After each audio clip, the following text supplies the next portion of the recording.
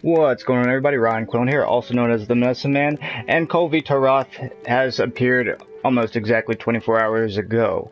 Now, what does this mean? This means that you will have a new area to fight him in the caverns of El Dorado, where he is the only living thing there, besides the endemic life, that you will want to, I want to say kill, but you don't really kill him. You just have to preferably put a bunch of Heartbreaker on and break his horns for a few carves. Now, on top of that, you can also get Kulve Taroth's gold, which is also an additional 3 carves, in order to get his gemstone. Now, you will need 2 of his gemstones to make his specific hands and his specific waist and his armor set, all of which have a different angry name. I'll show you in a second. And on top of that, after you beat him, you will get something called Relic Weapons. Now, that's another subject I'm about to talk about, but let's talk about what I'm wearing. Right now, I am wearing something called layered armor. Now, also upon beating Kulve Taroth, you will pick up something called Bushi tickets. Now, you can take Bushi tickets to the resource center, and upon collecting enough of them, you can go to your room, change appearance, put on layered armor, put on whatever kind of armor set you want to underneath, but on top you will either have the Bushi Sabi, which is a worn down rustic samurai set that has seen many battles in its time as it appears, or the Bushi Armor, which is the brand spanking new, fresh out the box, still got that fresh black lacquer scent all over it armor set, which is nice to have because I'm a Saints fan. And you see all the Kulve Taroth weapons are gold, and got my samurai all decked out in black, so black and gold Saints. There you go, New Orleans, boom, Saints fan. There we go, baby. But okay, deviating from the subject at hand, on top of that, upon beating Kulve Taroth, you will also get all of his equipment. Now, for the head, you will get the Kulve Taroth Fury, that on. For the chest, you will get the Kulve Taroth Ire, and you see how these all have a giant or medium-sized sphere on top of a small one, which is awesome to have. I would rather lose one decoration that I can easily fill in and pick up that huge slot, because especially for the hands, you get, let's see, you get a big sphere and a small sphere. This is the only hands that can do something like that. That's amazing. A lot of these sets are overpowered. And as far as the final set for the legs, you have the Kulve Taroth Wrath. Kulve Taroth Wrath. It's got a ring to it. I dig it. So for the legs, that's what you have. So full on set of Kulve Taroth gear for a whole lot of time grinding. And I'm about to show you what that looks like in a second, because there it all is right there. And I'm not going to be that video. I could have put it out something, oh, it's 8:05 p.m. We're looking for how to find Kulve Taroth.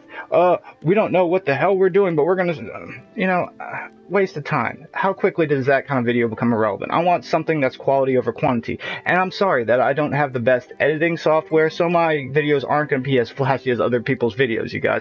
But as far as the information, they will always be 100%. 100,000%, I will take my time, and like I said, I waited 24 hours to get the entire Kulve Taroth set to show you. And on top of that, I went on and explained the layered finishing samurai armor that I got for turning in a boatload of Bushi tickets. Anybody that has beaten Kulve Taroth knows what I'm talking about. It is not fun, you guys. Or it's actually a lot of fun, but the grind, after a while, you need a good team. After people started quitting, it was hard to carry people, But something a little bit more on the interesting side, whenever you do defeat him, or whenever the quest is complete by somebody else in your party that you're in, then the quest will be deemed as over, in which case you can pick up your rewards at the station upstairs in the Gathering Hub. Now, occasionally, more often than not, you will run into something called Relic Weapons. Now, interestingly enough, Relic Weapons, like the Taroth Strongharm Horn, look at that. This is the Diablos weapon all over again. 828 attack, which is identical to the Diablos weapon. Where is it? The Diablos weapon, 828 identical.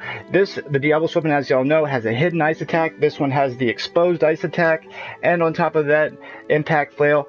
Interestingly enough, the affinity is -30 on both. It's just -20 on this one because I have an affinity increase on it, obviously making up for the extra 10%.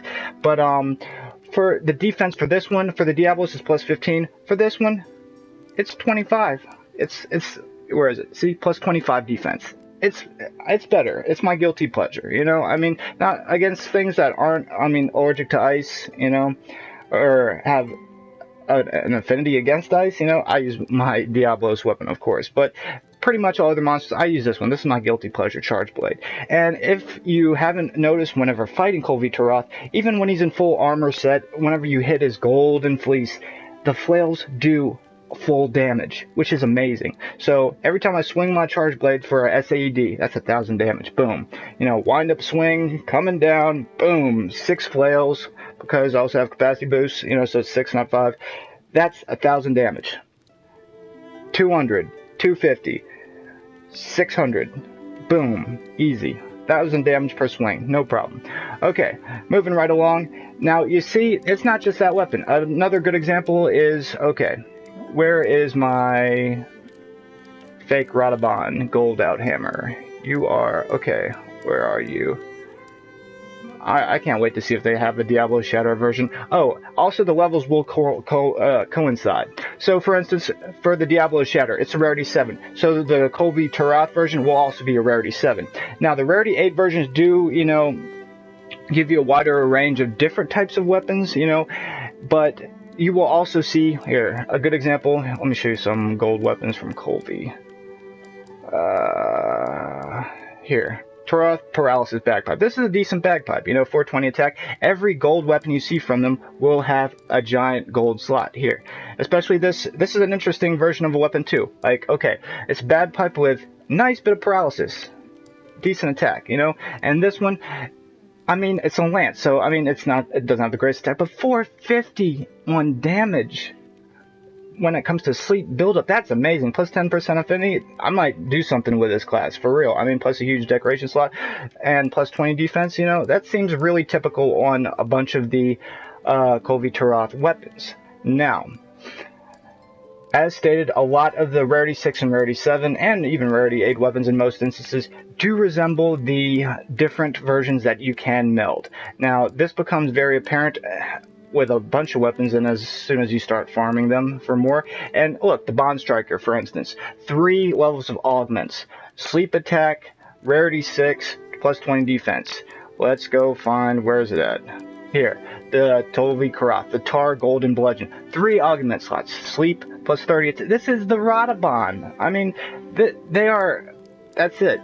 See, they're identical, you know. I mean, I got the attack boost in this one, obviously, to offset it, but that's the explanation of the Relic Weapons. They're the same but different. If a element is hidden, it might be exposed. If it's exposed, it might be hidden, you know. And the amounts of decoration slots do vary, but it seems pretty steady that for rarity 8 weapons, you do get a giant gold slot, which is nice. And I've been doing a pretty good amount of farming of this guy, you know. So, moving right along, let's go check out that Kulve Taroth set in full swing, you guys, and actually get it in full swing by completely upgrading it. How does that sound? I think I have the augment spheres to spare to show my beloved fans what a full decked out augmented set of Kulve Taroth armor not only looks like. I mean, anybody, I mean, that's, again, you guys, that's why I did not, you know, oh, it's 8:05, it's 8:10, I'm just gonna put a video out on this when I don't know it. How about this? I'm gonna put out a video that lasts, that, you know, I actually ran this, you know, quest enough times where I can show you that I have all the equipment, instead of simply just going to the smithy and clicking X, or I should say square, over the equipment and show you what it looks like. Why? Because you can't do that for yourself? You can't, I mean, your beloved fans out there can't click Forge Armor after getting a single piece, click on the left of the monster's name, and hit square? Oh, look, I should get 100,000, you know, subscribers because I could push square, you know, because I think my subscribers can't. Come on, you guys. I mean, that's why it took me a little while to put this video out, because I couldn't get these 2 little bastard glimstones to drop, you know, and I didn't want to show you a subpar video, you guys, you know, so I actually waited till I got the full armor set, and watch. See, look, the Kulve Taroth B, equipped head, equipped chest. And I love the names. Let's start. The chest, Fury. The head, Fury. The chest, Ire. The hands, Rage. the waist, malice, and the legs, wrath. He seems like a pleasant fellow, huh, you guys? But look, it's all equipped. I wanted to show you what it looked like, you know? And also, what you can't do by just pushing square is fully augment your equipment. So, I'm going to do that right now so we get some actual numbers on the stage, you guys. I mean, there's so much I want to tell you about Kulve Taroth, like some little tricks against him. Like I told you, the charge blade. The charge blade, you know, the flails do a magnificent amount of damage, unencumbered every time. Also, sometimes whenever he's going to the first fight area, you will actually be behind a wall. Now, you can set a bomb against these walls like you do on the dam when fighting Rathalos for the first time in the Ancient Forest, and blow the walls up. Did y'all know that? Well, you can, and I've done it. And it's easy. Also, whenever you sliver into the first fight area, there will be all kinds of drops that you can hit him for 1500 damage per hit, stunning him, except if he's in the animation of digging in somewhere, in which case, go to town on his head, because the object is to break his horns, you guys, so obviously part breaker would be a good deal. Now, if you want certain builds with these weapons, I can do that too, you know, like whatever y'all want to see. Just in the box, let me know what y'all want to see. I can show y'all anything y'all want to, you know. Within reason, of course, you know, you people with dirty minds. And moving right along, the final one is upgrade the limit of this, because I got way too much of way too much. And let's see, upgrade equipment. Let's get that little pygmy train started. Okay, got way too many armor spheres, getting rid of them, get you up to 92. Alright, next, this might take a while, you guys. Hard armor spears. Oh no, losing another 19. I only have 271 left. My apologies if this is taking a little while, you guys. I have been a little bit stressed out just grinding through this monster because, I mean, some people, they would get the 2 glumstones within the first, like, few hours. It took me about 12 hours to get my first one, and then the second one came right after. And they were not from carves, believe it or not. They were actually from little glumstone pickups, little shinies, you know, on the ground that you pick up. And, like, literally, the sun was coming up, and obviously I had beat him a handful of times by then, more than a handful of times, but whenever I picked up a gleamstone, like a new message box came on the side of the screen whenever you pick up a new material, and I was like, holy god, it didn't even register at first. I was so delirious. But when it did register, I was like, okay, making my first one, making the hands, because these are unique hands, because they got a tier 3 big slot for the, let me show you. Oop. For the hands, they have a big slot open for the hands, and they have a little slot open too. That's unheard of. That's the only, those are the only hands in the game that have that. That's very unique. On top of that, all the abilities that I chose for the weapons were the B set, as stated. So for the B set, you will have a 2 slot and a 1 slot, free element up, and agitator, as you see. A big slot, a little slot, stun resistance 2, crit boost 1. For the hands, you'll have a big slot, a little slot, free element up 1, power prolonger 1. For the Kulve Taroth Malice, the waist, the free element up 1, handicraft 1, which I always love. Again, never get enough handicraft. Big slot and little slot, which is also very nice. And for the legs, the medium slot, 1 slot, 2 wide range, and 1 peak performance. Now, the other ability you would get is an extra peak performance, an extra handicraft, an extra power prolonger, an extra crit boost, and an extra agitator. But I mean, I have all those things, so just save your slots. I like having mobility, people, you know. But once again, this has been Ryan Quillen, also known as the Messman, and I hope that this guide has been useful, you guys. I mean, like I said, I wanted to take my time and put out a quality guide, and I mean, covering Kulve Taroth's armor, the Bushi tickets for the Bushi armor, and the Relic Weapons all in one video was kind of a stretch. I was thinking about making it 3 videos, but I decided to cluster it into one. You know, on top of that, I wanted it to be quality, real, actually tested data, especially with the weapons, you know. And also, as far as the weapons, you know, here, change equipment. Also with the weapons are set. It's not like, oh, you pull a weapon, it's going to be some random thing every time. Look, here's a good example. 2 water, Taroth Glaive water. They're identical, you guys. So whatever I get for this, you will also get, you know? I mean, there's the RNG obviously involved, but it's not like there's some secret run and gun fashion here. Look, boom. Exactly the same. Identical. See? So that's what I'm saying, you guys. Like, it's going to be identical. Like, whenever you pull something, it's going to be exactly the same. Here, one more, the charge blade that I like.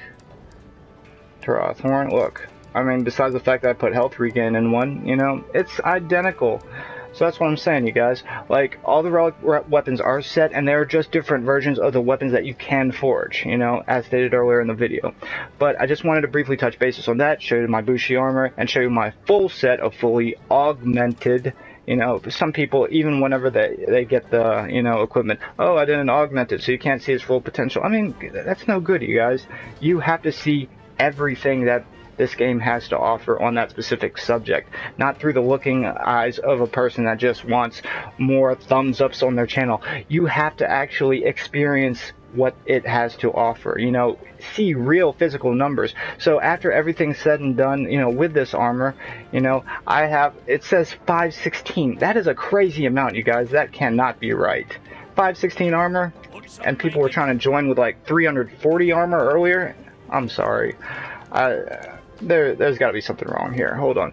I forgot. The Taroth Strongharm, like the Diablos, gives me plus defense. So let's unequip that, shall we? Okay. Bone Lance. Great pick, huh? Okay.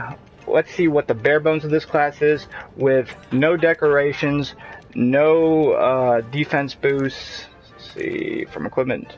Oop, gotta take those off. Boop, boop. No decorations, no nothing. Bare bones of the equipment is going to be 491. Plus 20 defense against fire, plus 15 defense against thunder. Very nice. Nice little Kieran set. You know, minus 10% water, minus 20% ice. I'm not worried about anything really attacking me with water or ice unless Hiroshi Kieran is right around the corner. And minus 10 for dragon, which is not too terrible, you know, it's definitely survivable with 491, but they did nerf the flash pods, which I am not a fan about. Well, only for tempered monsters, but still, I mean, I'm used to flashing the shit out of a monster. But anyway, you guys, I feel like I yammered on a little bit too long this time on this episode. Let me stick on my build out. Hold on. One more time so you can see the black and gold juiciness of the class. Horny Devil, you like that? On a little touch. Because it's called the Taroth Strongharm Horn, you know? And he's devilish, you know, with the horns, you know? So Horny Devil, it's a Diablos, Horny Devil, I get it, terrible, yeah, I know. But black and gold still right here, baby, you know? And like I said, you guys, it would be nice if I did get more subscribers or more, you know, people on my channel, you know? But I do it for you guys, you know, that's the real reason I want to put, you know, videos out there. But also, if you want to show your support, that would be wonderful, you know, so please like and subscribe, you know, if not, give me a thumbs up, comment in the articles below, or if you want to see a build from somebody who's got everything in the game and then some, please let me know about that too, you know. Either which way, y'all have a blessed day. Once again, this is Ryan Quinn, also known as Medicine Man, and I am out, you guys.